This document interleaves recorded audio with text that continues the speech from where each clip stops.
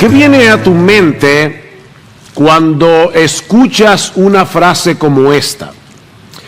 No trates de huir, porque no podrás escapar de mí. Probablemente te imaginas a un alguacil tenaz persiguiendo a un criminal para llevarlo ante la ley para ser juzgado. Puede que venga a tu mente la famosa novela de Víctor Hugo, Los Miserables, donde Jean Valjean es perseguido por el inspector Javert, que está obsesionado con atrapar a Valjean. Ahora, ¿qué tal si esta frase se la dice Dios a su pueblo? Porque en su amor eterno y sobreabundante, Él está decidido a hacernos bien, y sabiendo que todos nosotros en ocasiones tratamos de alejarnos por causa de nuestros pecados remanentes o porque en medio de nuestra lucha con la tentación olvidamos la gracia del Evangelio, entonces Él nos dice: hijo mío, con amor eterno te he amado y te he escogido para hacerte mío y para bendecirte con toda bendición espiritual en los lugares celestiales en Cristo. No trates de huir de mí. Ven, es otro tono. No trates de huir de mí, porque no podrás escapar. Te amo lo suficiente como para no dejar que cometas la locura de alejarte de mí. Yo supongo que eso era lo que el salmista tenía en mente cuando escribió el Salmo 139. Yo les pido por favor que vayamos de nuevo al Salmo 139, que estudiaremos esta mañana, concentrándonos en particular en los versículos 7 al 12, al considerar el atributo de la omnipresencia de Dios. Y yo les pido que leamos otra vez los versículos 1 al 12 y luego los versículos 17 al 18. Y noten, hermanos, cuán intensamente personal es este salmo. Oh Señor, tú me has escudriñado y conocido. Tú conoces mi sentarme y mi levantarme. Desde lejos comprendes mis pensamientos. Tú escudriñas mi senda y mi descanso y conoces bien todos mis caminos. Aún antes de que haya palabra en mi boca, he aquí, oh Señor, tú ya la sabes toda. Por detrás y por delante me has cercado y tu mano pusiste sobre mí. Tal conocimiento es demasiado maravilloso para mí. Es muy elevado, no lo puedo alcanzar. Y aquí está nuestro texto de hoy.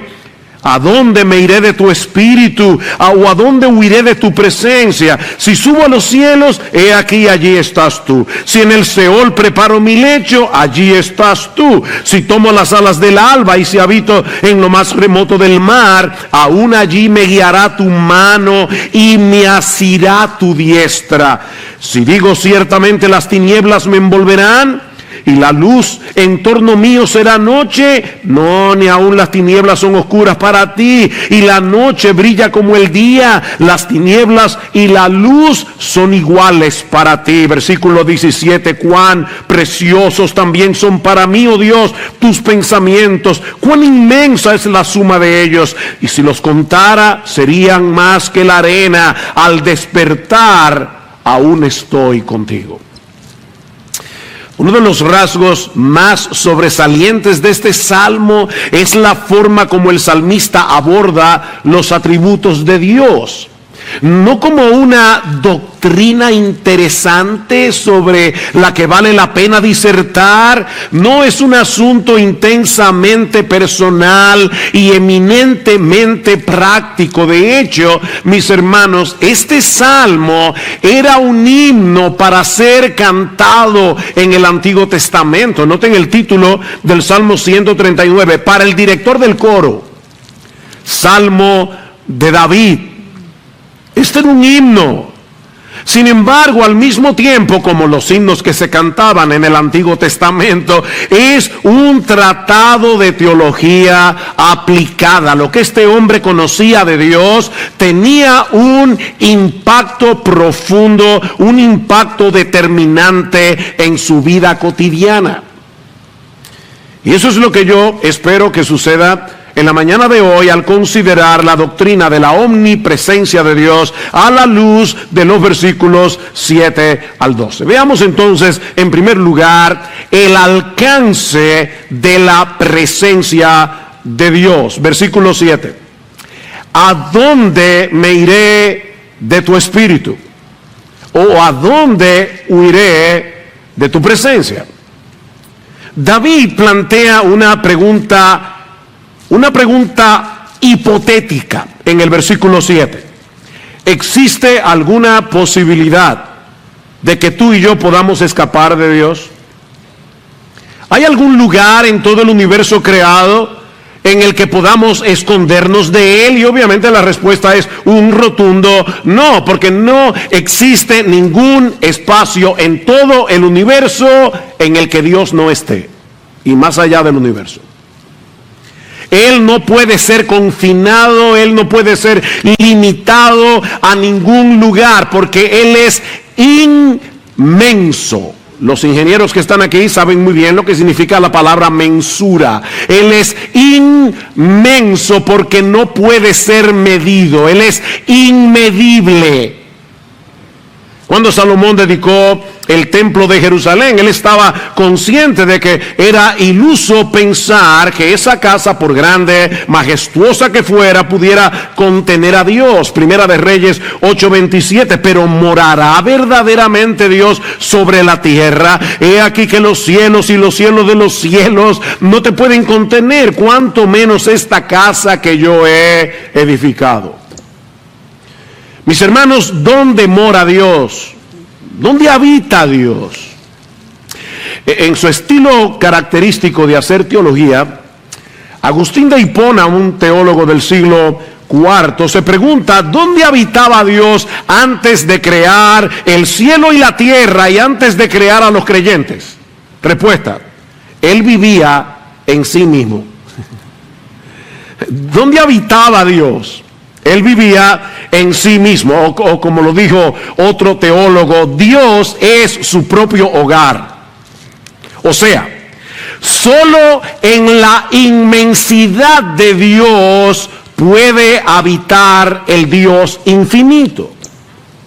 Ahora, cuando hablamos de la omnipresencia de Dios, y aquí les pido, niños, que pongan mucha atención a esto que yo voy a decir ahora. Cuando hablamos de la omnipresencia de Dios, lo que estamos diciendo no es únicamente que Dios sea tan y tan y tan grande que Él llena todo el espacio.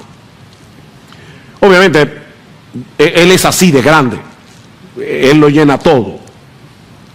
Pero al hablar de su omnipresencia, estamos afirmando algo mucho más sorprendente. La palabra latina omni, niño, cada vez que tú escuches la palabra omnipresencia, omnisciencia, omnipotencia, esa palabra latina significa todo.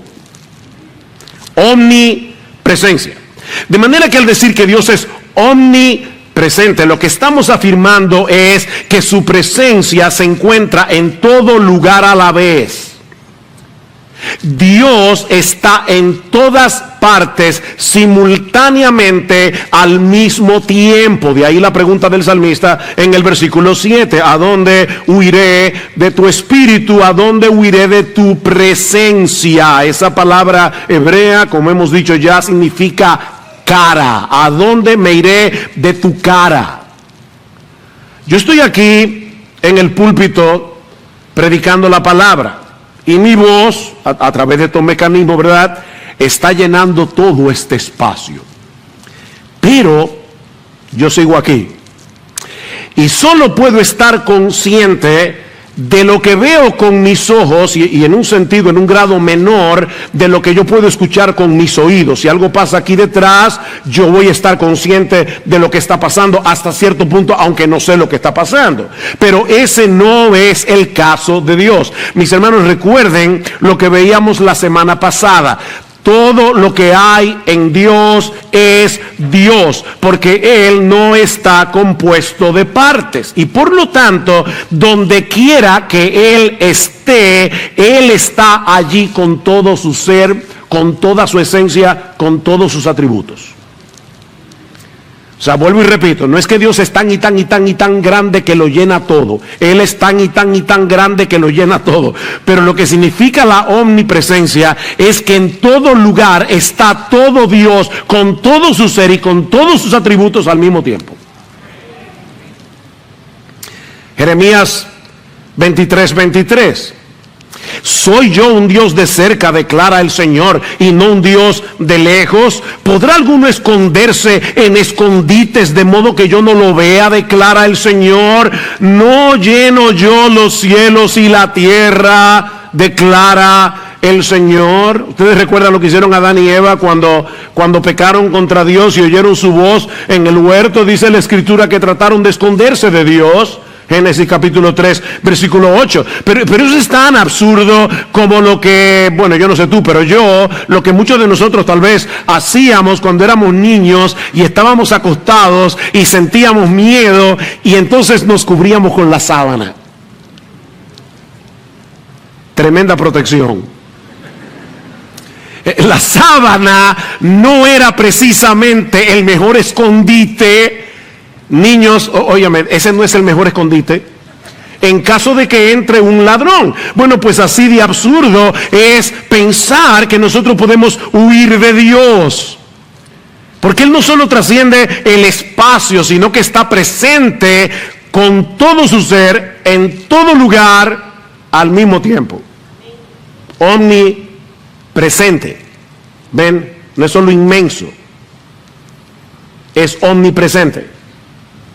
Y eso es lo que el salmista está resaltando aquí a través de una serie de contrastes. Versículo 8, si subo a los cielos, he aquí, allí estás tú. Y si en el Seol preparo mi lecho, allí estás tú. O sea, en un intento de escape vertical, yo puedo tratar de subir hasta lo más alto o puedo tratar de descender a lo más bajo, pero eso es completamente inútil porque Dios está en los dos extremos y en todo lo que hay en el medio. ¿Ven cómo repite dos veces? Allí estás tú, allí estás tú. O yo puedo intentar un escape a nivel horizontal, no solo vertical. Pero el resultado sería el mismo. Versículo 9. Si tomo las alas del alba y si habito en lo más remoto del mar, aún allí me guiará tu mano y me asirá tu diestra. ¿Por dónde se levanta el sol? Se levanta por el este. Y desde la perspectiva de Israel, si ustedes tienen el mapa en su cabeza, el mar Mediterráneo, que es el mar al que alude el salmista, aquí se encuentra en el oeste. De manera que si fuera posible huir con la rapidez de la luz, dice el salmista, a cualquiera de los dos extremos, al este o al oeste, sería completamente inútil. Ahora, obviamente, seguramente David no sabía que la luz se desplaza en el vacío a 300,000 kilómetros por hora. Él no sabía eso. Pero él sí sabía que ningún objeto conocido se mueve más rápido que la luz. Cuando llegan los primeros rayos de la aurora, inmediatamente todo el horizonte se llena de luz. Desde un extremo hasta el otro, con una velocidad asombrosa. Bueno, mis hermanos, David está diciendo, si aún fuera posible subirse en uno de esos rayos de luz y tratar de huir lo más lejos posible en el horizonte, ni aún así podría salir del alcance de la mano de Dios. Y esa fue la lección que Jonás aprendió a la mala cuando quiso evadir la encomienda de ir a predicar a Nínive y se embarcó para dirigirse ¿a dónde? Al extremo opuesto, a Tarsis, probablemente a las costas de España. Pero allí, en ese barco, en medio del Mediterráneo, Jonás se encontró cara a cara con el Dios omnipresente. Pero el salmista quiere agotar todas las posibilidades. Así que se pregunta si acaso podríamos ocultarnos de Dios bajo el manto de la oscuridad y de la noche. Versículo 11. Si digo ciertamente las tinieblas me envolverán y la luz en torno mío será noche, ni aun las tinieblas son oscuras para ti, y la noche brilla como el día. Las tinieblas y la luz son iguales para ti. Todo intento de escapar es inútil, porque Él no solo trasciende el espacio, Él también trasciende la luz y las tinieblas. Si pudieras esconderte en el lugar más oscuro del mundo, el Dios omnipresente y omnisciente te vería y te escudriñaría como si estuvieras en el Estadio Quisqueya y mucho más. En el lugar más iluminado del planeta. Dice el salmista en el Salmo 98, oigan esto: has puesto nuestras iniquidades delante de ti, nuestros pecados secretos a la luz de tu presencia. Nuestros pecados secretos a la luz de tu presencia. Es imposible escapar de la presencia de Dios, porque en Él vivimos, nos movemos y existimos. Le dijo Pablo a los atenienses en Hechos 17:28. Y el autor de la carta a los Hebreos dice en Hebreos 4:13 que no hay cosa creada oculta a su vista, sino que todas las cosas están al descubierto y desnudas ante los ojos de aquel a quien tenemos que dar cuenta. Como dice C.S. Lewis, podemos ignorar la presencia de Dios, pero no podemos evadirla en ninguna parte, porque el mundo está lleno de Él. Y me encantó esta última línea: Él anda por todas partes de incógnito. Tú no lo ves, pero Él está ahí. Él anda por todas partes de incógnito. Ahora, si somos creyentes, mis hermanos, ese intento de escapar es innecesario. Porque ese Dios omnisciente, omnipresente, nos ha lavado de todos nuestros pecados, nos ha cubierto con la sangre de su Hijo, y ahora es nuestro Padre por causa de nuestra unión con Cristo. Todos los que hemos sido perdonados y reconciliados en Él no tenemos motivos para vivir aterrorizados, sí en temor reverente, pero no para vivir aterrorizados por el hecho de vivir en la presencia de Dios. Pensemos por un momento en una pareja de esposos. Y claro, hermanos, siempre recuerden que cuando traemos una ilustración, ninguna cosa ilustrada ilustra perfectamente la cosa misma, ¿verdad? Pero aquí tenemos a una pareja que se aman entre sí. Y seguramente porque se aman, ellos quieren pasar tiempo juntos. No me imagino a un esposo, ¿verdad?, que ama profundamente y genuinamente a su esposa, pensando: qué fastidio con esta mujer. Quiere estar pegada de mí todo el tiempo, y cuando la tengo a mi lado, entonces no puedo libremente mirar a otras mujeres. ¿Qué problema? ¿Se imaginan eso?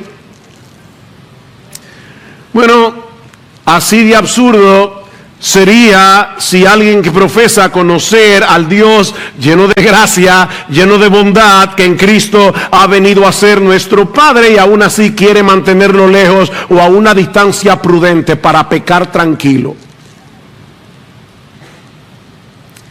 Para el creyente no existe un privilegio más grande ni un consuelo más profundo que el hecho de saber que estamos en la presencia de Dios.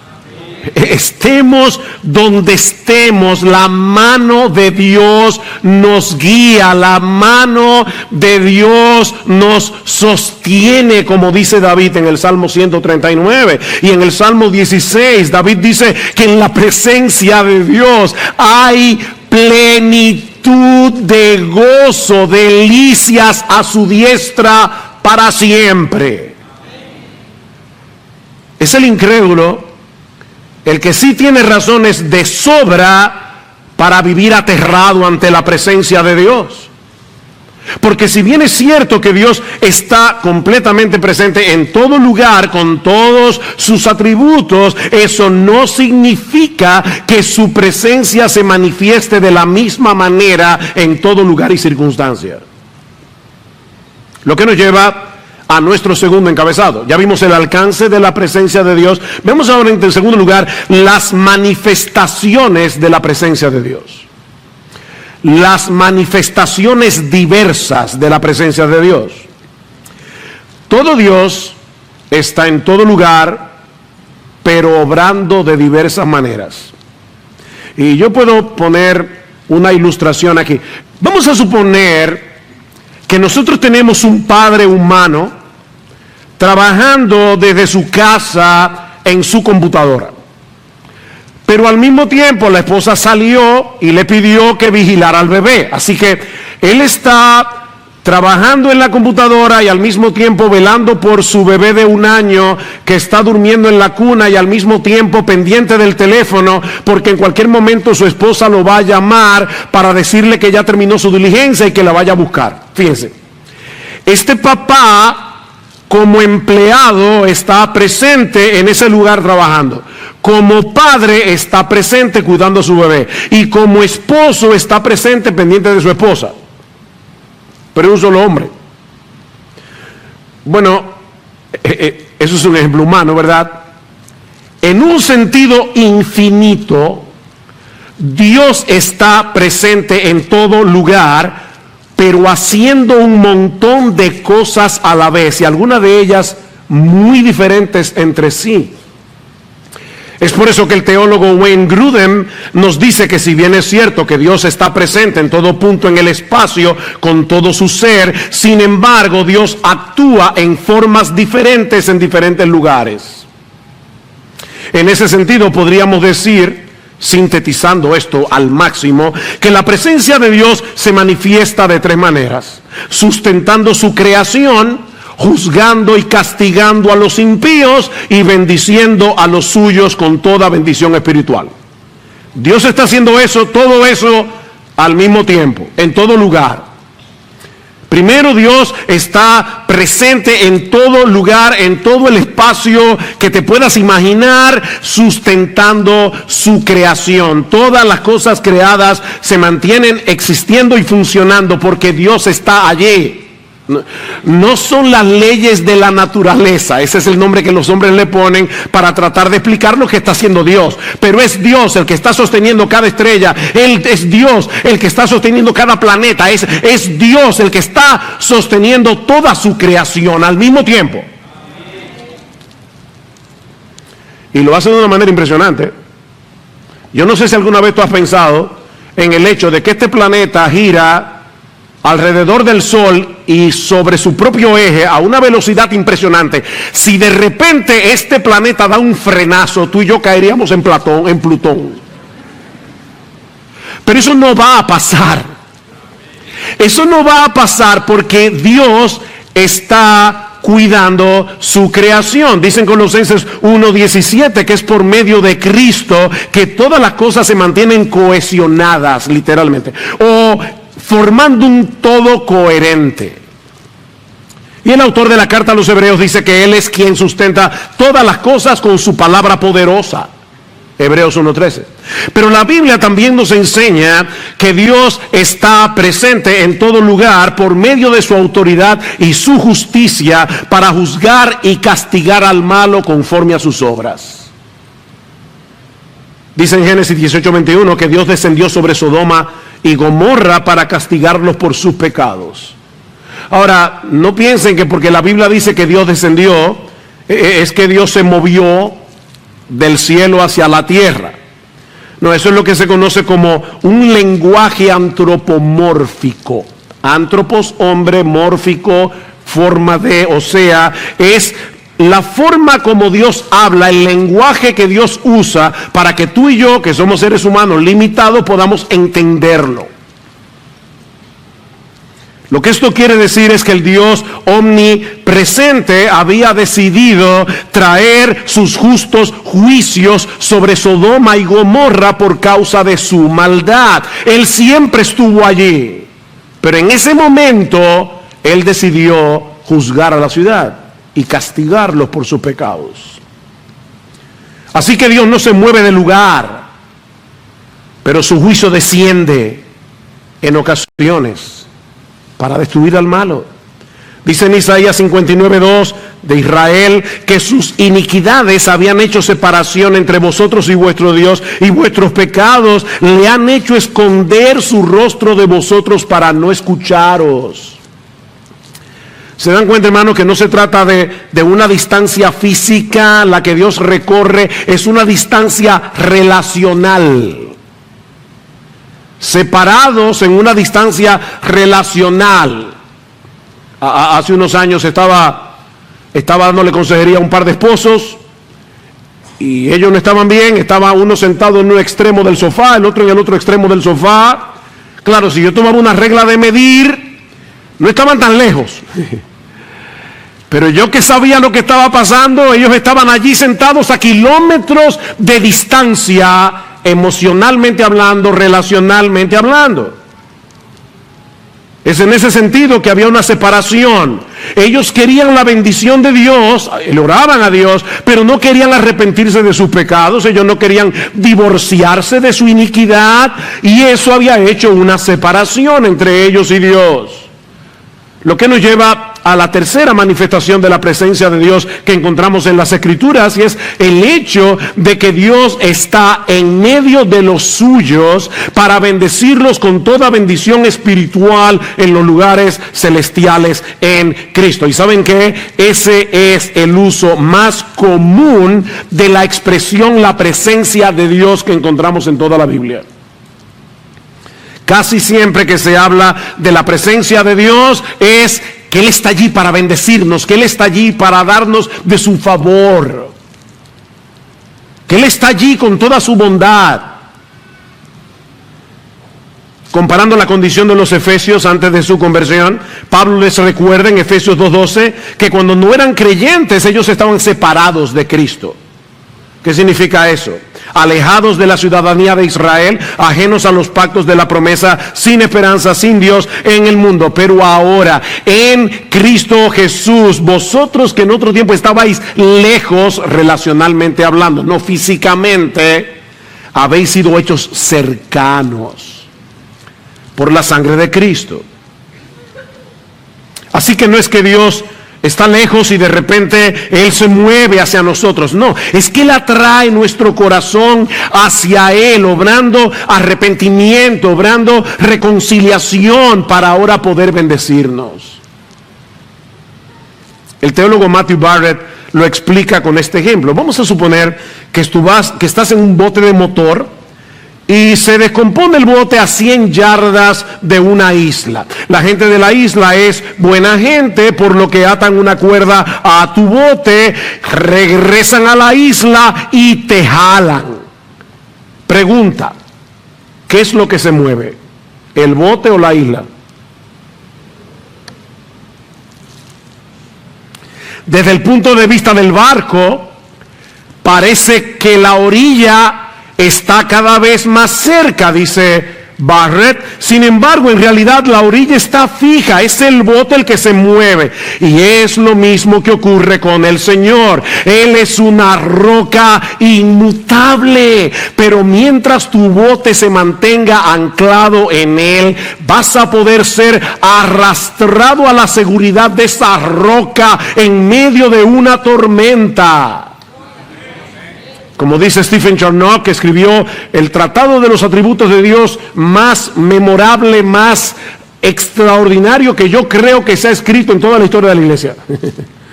Stephen Charnock dice, no es Dios el que se acerca, somos nosotros los que somos atraídos hacia Él en arrepentimiento y fe.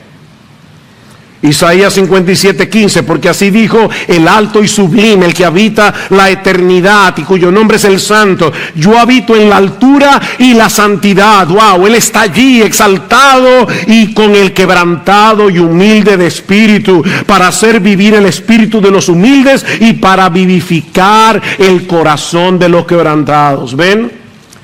Que nuestro Dios solo mora en sitios exclusivos, donde está el más bajo, el más humilde, el más quebrantado, el más arrepentido. Ahí está Dios. Ahí está Dios. Ese es el barrio en el que a Dios le gusta vivir. De manera, mis hermanos, que Dios está presente en todo lugar, pero obrando de diferentes maneras a la vez. Él está sosteniendo el universo, Él está juzgando y castigando al malo, Él está bendiciendo y favoreciendo al pueblo de Dios, todo eso a la vez. Cuando la Biblia dice que Dios está lejos del impío, lo que está diciendo es que ellos no pueden experimentar las bendiciones que Él tiene reservada para los suyos. Es por eso que en la Biblia la presencia de Dios suele ser sinónimo de bendición, de gozo, de alegría. ¿Recuerdan la forma como los sacerdotes debían bendecir al pueblo de Israel? Números capítulo 6, el Señor te bendiga y te guarde, el Señor haga resplandecer su rostro sobre ti. Ven cuando un papá se acerca a la cuna del bebé y de repente es como si nos pegaran como 15,000 voltios de luz en la cara. Se ilumina por más mala noche que hayamos pasado. Dice, bueno, que el Señor te bendiga y te guarde, el Señor haga resplandecer su rostro sobre ti, tenga de ti misericordia, el Señor alce sobre ti su rostro y te dé paz. Esa es la bendición de estar en la presencia de Dios. Y es en ese sentido que debemos entender por qué la Biblia habla de que Dios está especialmente presente en ciertos lugares. Lo vemos en el huerto del Edén, dice que Dios se paseaba por el huerto al aire del día. Lo vemos en el tabernáculo, lo vemos en el templo. No es que una mayor esencia de Dios estuviera en el jardín o en el tabernáculo o en el templo. Pero Dios venía a bendecir a su pueblo en esos lugares de una forma especial, al revelar su carácter por medio de su adoración y por medio de su palabra. Y todo esto, el huerto, el tabernáculo, el templo, no era más que un anticipo de lo que habría de suceder en Cristo y por causa de su obra. Lo que nos lleva a nuestro tercer encabezado: la presencia de Dios en el nuevo pacto. La presencia de Dios. Ya hemos visto el alcance de la presencia de Dios, las diversas manifestaciones de la presencia de Dios. Veamos la presencia de Dios en el nuevo pacto. Mis hermanos, ¿cuál ha sido en la historia redentora la manifestación más gloriosa, más extraordinaria, más hermosa, más sublime, más maravillosa de Dios? Tiene un nombre: Jesucristo. Jesucristo. ¿Cómo le llamó el ángel en Mateo capítulo 1? Emmanuel. Emmanuel, Dios con nosotros. A través del Antiguo Testamento, Dios había hecho una serie de pactos con su pueblo, promesas a las que Dios le había añadido juramento. Eso es un pacto. ¿Y cuál era, mis hermanos amados, la promesa esencial de todos esos pactos? Yo seré vuestro Dios, ustedes serán mi pueblo. Pero la versión que más me gusta, si se puede decir alguna, ¿verdad?, que me guste más que otra, es la de Levítico 26, capítulo 12. Andaré entre vosotros y seré vuestro Dios y vosotros seréis mi pueblo. Mis hermanos, ¿a qué le suenan estas palabras? Andaré entre vosotros, a la introducción del Evangelio de Juan. En el principio era el Verbo, y el Verbo era con Dios, y el Verbo era Dios. Versículo 14, y aquel Verbo fue hecho carne y habitó entre nosotros. Literalmente puso su tabernáculo de carne entre nosotros y vimos su gloria, gloria como del unigénito del Padre, lleno de gracia y de verdad. Lo que Mateo y Juan quieren hacernos ver es que en Cristo se cumplen plenamente todas esas promesas de los pactos del Antiguo Testamento, porque en Él habita corporalmente toda la plenitud de la deidad. Colosenses 2:9. Todo Dios en Cristo. La segunda persona de la Trinidad, Dios el Hijo, se hizo hombre para morir por nosotros en una cruz y reconciliarnos con Dios, de manera que ahora tú y yo pudiéramos disfrutar la bendición de su presencia en nuestras vidas. Pero eso no termina ahí. Cristo ascendió a los cielos después de su muerte y de su resurrección. ¿Nos dejó solos? Yo nos dejaré huérfanos. Yo vendré a vosotros por medio de mi Espíritu. Cristo envió su Espíritu para hacer de nosotros templos del Dios viviente. ¿Recuerdan cómo comienza Juan 14? No se turbe vuestro corazón. Creéis en Dios, creed también en mí. En la casa de mi Padre muchas moradas hay. Pero ¿saben qué? Ahora les dice Cristo más adelante. En lo que ustedes llegan a esa morada, yo voy a traer mi morada a ustedes por medio de mi Espíritu. El que me ama, mi palabra guardará, y mi Padre le amará, y vendremos a Él y haremos morada con Él. Por su Espíritu. Nosotros somos el templo de Dios. Su morada está en nosotros por su Espíritu, mientras aguardamos con expectativa el cumplimiento de Apocalipsis 21:3. He aquí el tabernáculo de Dios con los hombres, y Él morará con ellos, y ellos serán su pueblo, y Dios mismo estará con ellos como su Dios. Enjugará Dios toda lágrima de los ojos de ellos, y ya no habrá muerte, ni habrá más llanto, ni clamor, ni dolor. ¿Se imaginan eso, hermanos? Porque las primeras cosas pasaron. ¿Y saben por qué no habrá más llanto, ni más dolor, ni más lágrimas, ni más tristeza? Porque Dios está allí presente. Ese es el clímax de la vida bienaventurada, cuando podamos disfrutar de la presencia de Dios en cuerpos glorificados, sin el estorbo del pecado, por los siglos de los siglos. ¿Se dan cuenta, mis hermanos, la importancia que tiene esta doctrina para nuestras vidas aquí y ahora? Vivimos en la presencia de Dios. Coram Deo, frente a Dios. Tú y yo vivimos en la cara de Dios. Y eso tiene enormes implicaciones. Lo que nos lleva a nuestro último encabezado, y que veremos mucho más brevemente, las aplicaciones prácticas de la presencia de Dios. En primer lugar, mis hermanos, esta doctrina es fundamental para nuestra lucha contra el pecado y para nuestro crecimiento en santidad. Recordar que tú y yo vivimos en la presencia de un Dios 3 veces santo será un poderoso incentivo para decirle que no al pecado, para decirle que no a las tentaciones.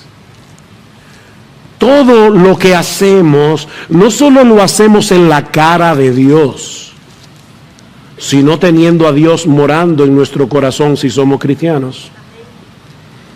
¿O ignoráis que vuestro cuerpo es templo del Espíritu Santo? 1 Corintios 6:19, el cual está en vosotros, el cual tenéis de Dios, y que no sois vuestros, porque habéis sido comprados por precio. Glorificad pues a Dios en vuestro cuerpo y en vuestro espíritu, porque ambos son de Dios.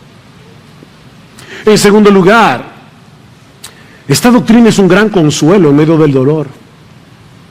Un gran consuelo, hermanos, la mano de Dios.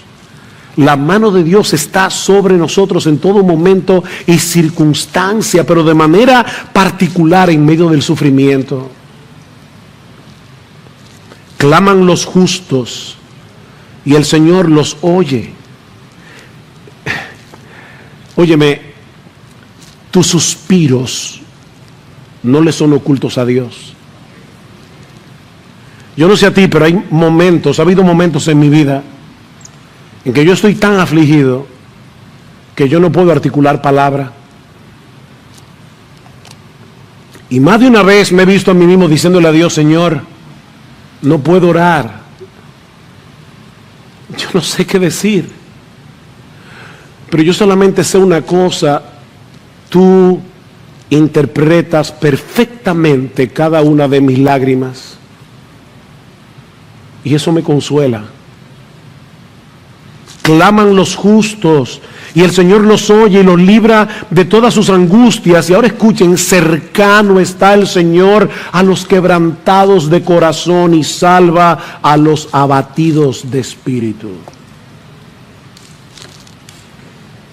Su presencia está con aquellos que claman a Él en medio del dolor, para venir a consolarlos y fortalecerlos. Piensa por un momento en el ejemplo de José, vendido por sus hermanos, encarcelado injustamente. Alguien ha dicho: pocos lugares podían ser más angustiantes que una prisión en Egipto, pero el Señor estaba con José. Génesis 39:21. Ahí en esa prisión el Señor estaba con José.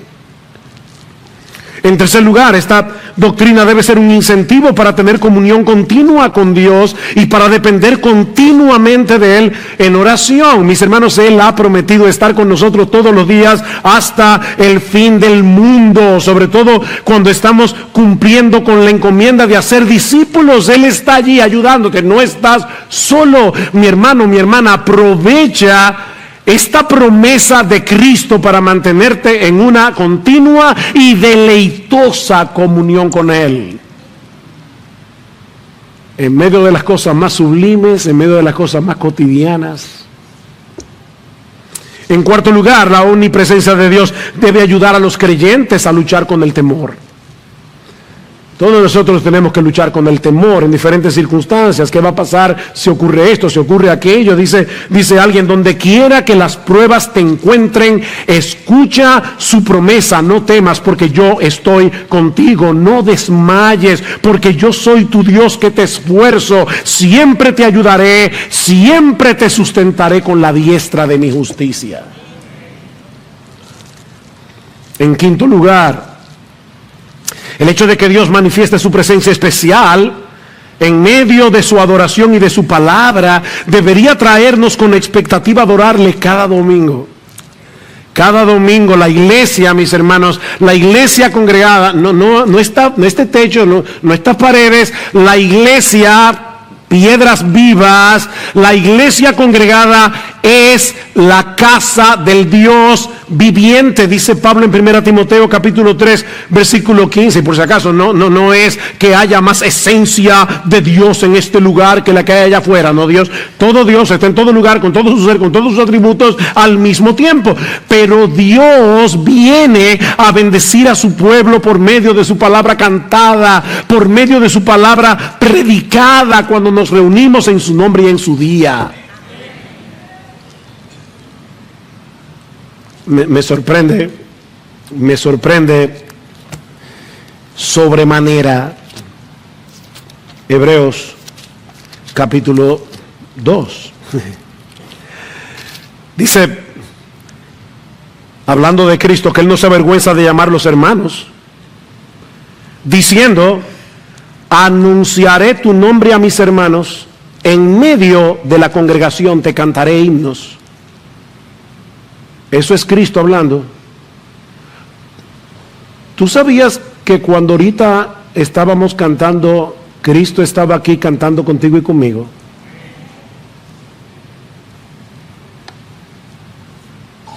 Cristo se hace presente en medio de su iglesia y acompaña a sus redimidos a cantar alabanzas a su Padre. Yo no sé a ti, pero a mí me sobrecoge. Cada domingo debemos venir a tiempo. Cada domingo, esto es un encuentro con el Dios del universo y con un corazón preparado para encontrarnos con Dios y escuchar su voz a través de su palabra predicada. ¿Saben lo que dice Cristo? El que a vosotros oye, a mí me oye. Cuando la palabra de Dios es fielmente predicada, nosotros estamos escuchando la voz de Dios. Este no es el momento para mirar el celular, este no es el momento para estar pensando en las cuentas que tengo que pagar a partir de mañana, ni la diligencia que tengo pendiente. Mis hermanos amados, nosotros tenemos que pedirle al Señor en oración: por favor, Dios, hazme consciente de que yo voy a un lugar donde tu presencia descenderá como en el monte Sinaí. Aunque yo no escuche la trompeta, aunque yo no vea la tierra temblando, aunque yo no vea el humo, Dios está aquí en este lugar.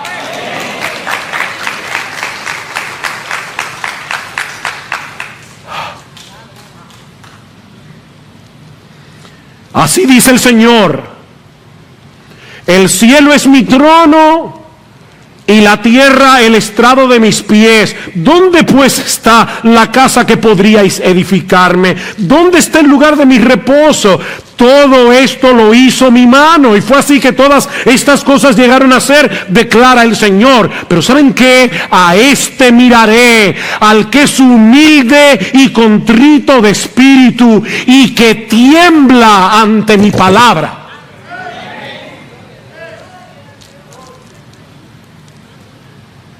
¿Tú quieres disfrutar de una íntima y deleitosa comunión con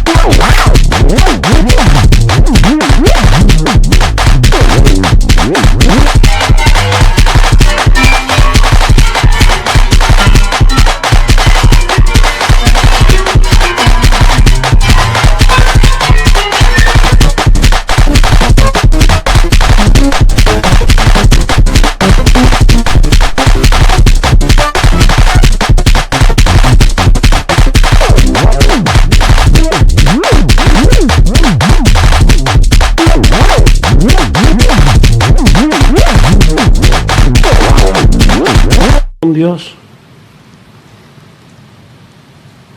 Acércate con un espíritu humilde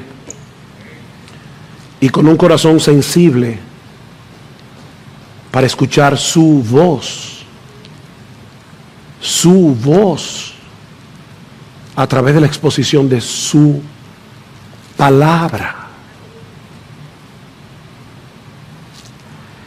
Y finalmente, la omnipresencia de Dios es una advertencia para todos aquellos que no conocen a Dios y continúan en su obstinación y su pecado. Mi amigo, recuerda que no existe un lugar en todo el universo en el que puedas esconderte de Dios. Y cuando tengas que comparecer delante de Él en el día del juicio, te enfrentarás con un juez que conoce tu vida hasta el más mínimo detalle. Pero ese Dios omnipresente hoy te ofrece en el Evangelio salvación en Cristo. Solo por gracia, solo por medio de la fe. Así que, mi amigo, en vez de seguir tratando de huir de Él, huye hacia Él. No sigas huyendo de Dios, huye a Dios. Ven y refúgiate en Cristo por la fe, porque en Él hay perdón. Perdón y vida eterna por gracia. Probad y ved, esa es mi invitación para ti en esta mañana. Probad y ved que el Señor es bueno, pruébalo. Cuán bienaventurado es el hombre que en Él se refugia.